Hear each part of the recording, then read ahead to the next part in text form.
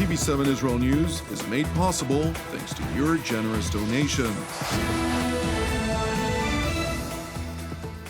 Shalom, good evening. This is TV7 Israel News broadcast to you from Jerusalem, and in today's top stories.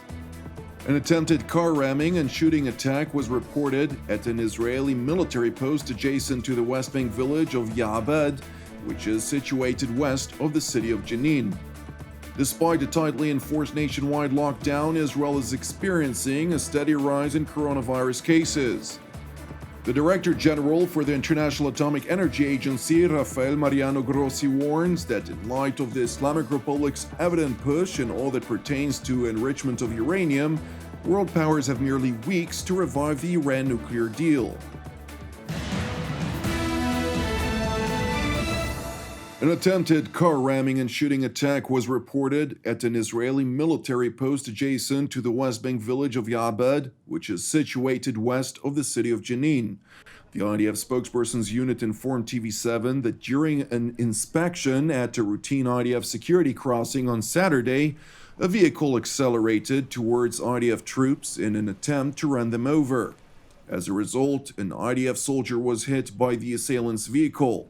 In tandem, one of the suspected terrorists drew a Carlo submachine gun from the car's window, yet failed to shoot at the IDF troops. Subsequently, the armed assailant dropped his weapon when the driver managed to flee the scene. And while the terrorists remain at large, the IDF, in cooperation with the Israeli security agency Shin Bet, launched a manhunt after the two assailants. In other news, despite a tightly enforced nationwide lockdown, Israel is experiencing a steady rise in coronavirus cases, with nearly 70,000 active carriers of the disease, of whom 1,044 Israelis are currently hospitalized in moderate to critical condition. Over the past 24 hours alone, 7.4% of almost 93,000 tests conducted were diagnosed positive for the corona contagion. Nevertheless, Israeli authorities are projecting optimism, placing their hopes in a robust national effort to inoculate the masses. According to figures released by the Israeli Health Ministry this morning, 1,870,652 Israelis have already received the first dose of the coronavirus vaccine, 49,879 of them on Sunday alone.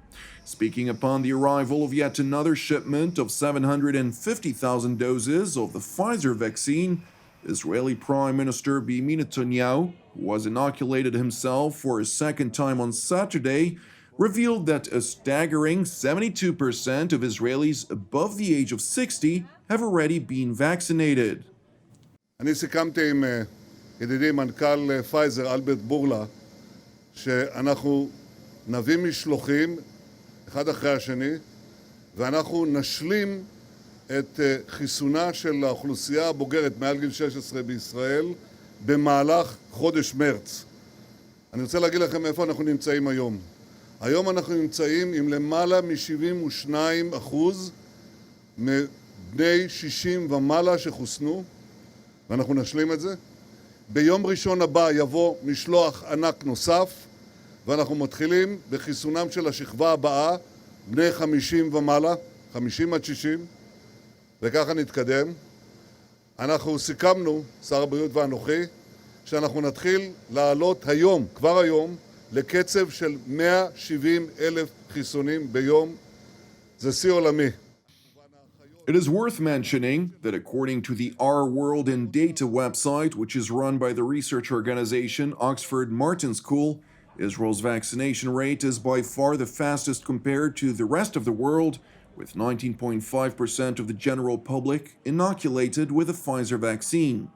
In contrast to voiced concerns by some groups within Israeli society over a lack of data regarding potential long-term side effects to the corona vaccine, Dr. Guy Hoshen, who heads the COVID-19 ward at the Sauraski Medical Center at Ichilov Hospital in Tel Aviv, voiced his personal excitement over receiving his second dose, highlighting the significance of attaining a projected 95% protection in a hazardous work environment. There's truly an excitement. I'm excited to receive the second shot. That means that within 10 days, 12 days, I'll have a 95% protection, which is a lot. It changes a lot for me. Although this second shot increases the protection, increases my capabilities at work, and my self-confidence that I can enter the department without getting infected, it means a lot for me, for my wife, for my children.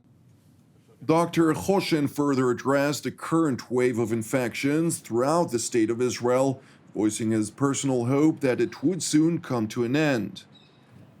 Hopefully, I hope that we'll get it through this wave, this immense wave of patients. We'll get it done. We'll be up to the challenge without many deaths. The toll won't be high. In other news, the commander of the Islamic Revolutionary Guard's Aerospace Division, Brigadier General Amir Ali Hajizadeh, declared boastfully that the missile capabilities of both the Islamist groups in the Gaza Strip and Lebanon were accomplished by the support of Iran. In an interview with the Hezbollah affiliate Al-Manal network, General Hajizadeh was quoted as saying, "Today, there is a crossroads of fire from Palestine, Lebanon, Syria, and other Islamic countries towards the Zionist regime, and if in the past the power of our friends was limited to stones and rockets, now they are well equipped with precision-guided missiles, and many of them use these technologies." The IRGC's Aerospace Division commander went on to boastfully proclaim that Gaza and Lebanon are at the forefront of this battle against Israel, and everything you see about missile power in Gaza and Lebanon has been done with the support of the Islamic Republic of Iran.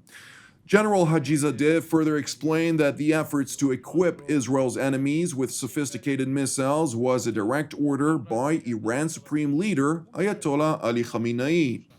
He highlighted, quote, "When the leader of the revolution said, 'If Israel makes a mistake, we will destroy Tel Aviv and Haifa,' it was a universal order, and we had to build that power, and this effort has been going on around the clock for years."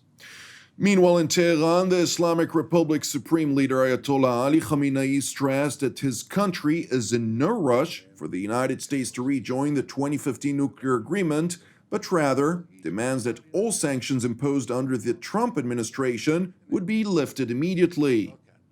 بحث میکنن که آمریکا برگرده به برجام برنگرده. ما هیچ اصراری نداریم، هیچ عجله‌ای نداریم که آمریکا به برجام برگرده. نه، این اصلا مسئله ما این نیست که آمریکا به برجام برگرده یا برنگرده. اونچه که مطالبه منطقی ما و مطالبه عقلانی ماست رفع تحریم هاست. تحریم ها باید برداشته بشه.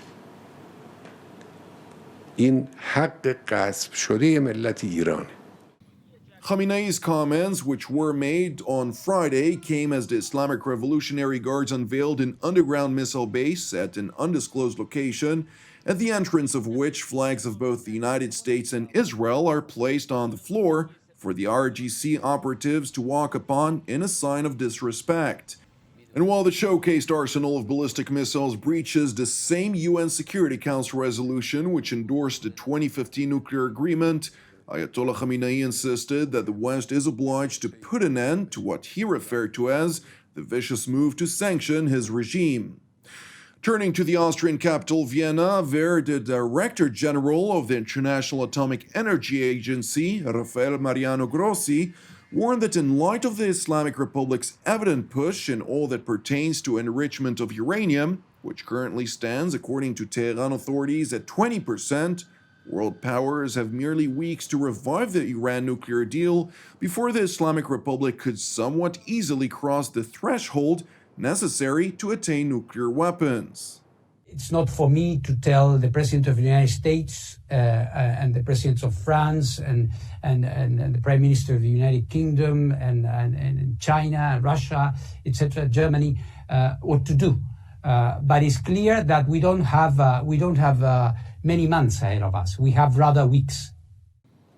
The IAEA Director General further voiced his concern over an Iranian law that was passed in November, which obliges the Ayatollah regime to halt foreign inspections of Iranian nuclear sites.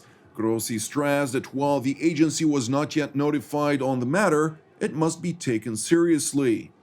If you ask me whether we have been informed of an impending suspension of our inspectors' activities, no, but they are in the law. But these provisions are in the law. So when you ask me, do you take it seriously? I take it seriously and I'm concerned.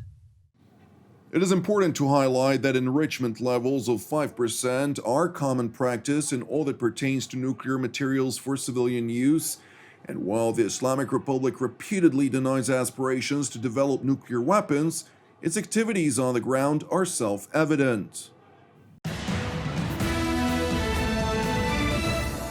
Thank you for watching us. As part of TV7 Israel's prayer initiative, I would like to encourage you today to join myself and the team here in Jerusalem to lift up Finland once again in prayer for its salvation and peace, alongside prayers for our persecuted brethren around the world, and in addition to our ongoing prayers, of course, for the peace of Jerusalem, the salvation of Israel, and for all those who are impacted by the corona contagion and its numerous ramifications worldwide. I'm Jonathan Hassan, wishing you an Erev Tov Ushavua Tov, and we will see you again tomorrow at the same time.